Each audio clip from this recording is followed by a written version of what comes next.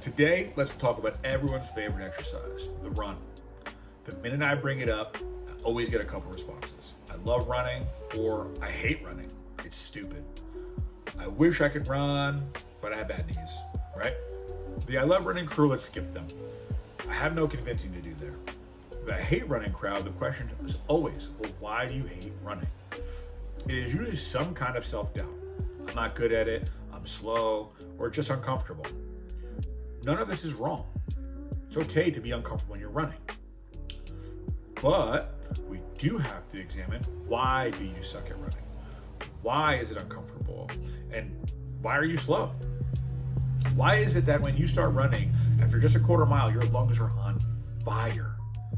Or why do you have bad knees? Why is it that you just run a little bit and your knees hurt? The short answer is, you are correct. Running is hard. And guess what? You probably do suck. And you could probably find some Harvard freaking study that says that if you run too much, your knees will fall off because of cancer. But here's the good news. It doesn't have to be that way, other than the study, obviously. The excuses are all, well, just excuses.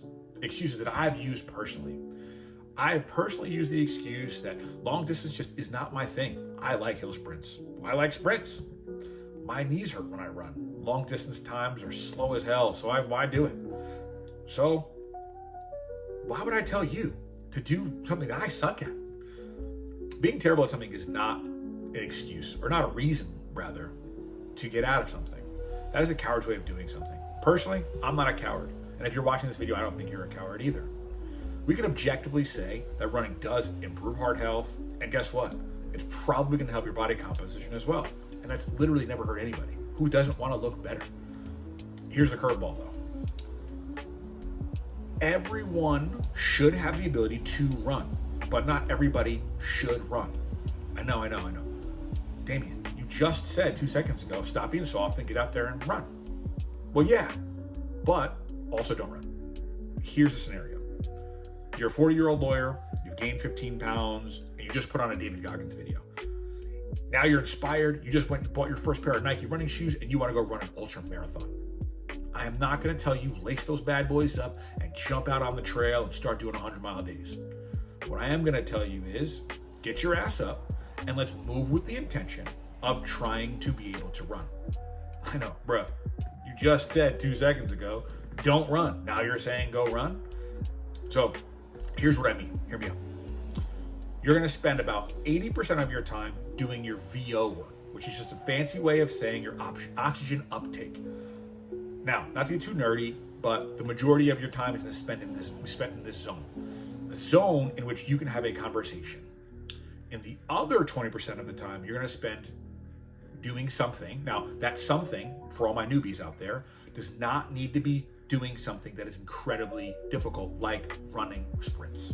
But I want you to do something that translates into your running. That could be literally anything, and I mean anything.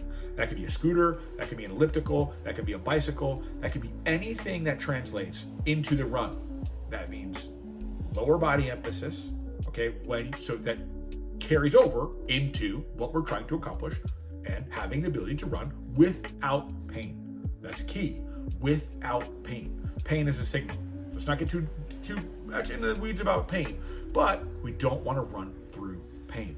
Now, another big issue that I see with runners, new runners, let's say, is run form. Running form is absolutely crucial to successfully having a good run. Now, personally, I'm still working on this. This is something that's been a couple years in the making. I am still personally trying to perfect my run technique. I've experienced all of the things. I've experienced the hip pain, the knee injuries, the foot injuries, the low back pain, you name the thing, and I've experienced it myself. Now, what I'm going to tell you is I can tell you, there's 2 things I can suggest to you in immediately fixing or helping these issues. That'd be 1, the first and foremost thing, the first thing I did was lose weight. I lost a considerable amount of weight, and I immediately started to feel better. Thing 2 is definitely going to be changing my shoes.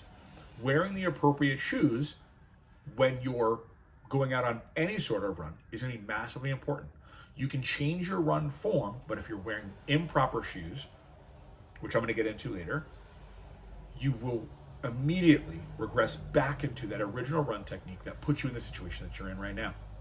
Now, in a series of videos, I'm going to go over run form, proper footwear, socks, everything that I've personally learned to perfect and get better at my running.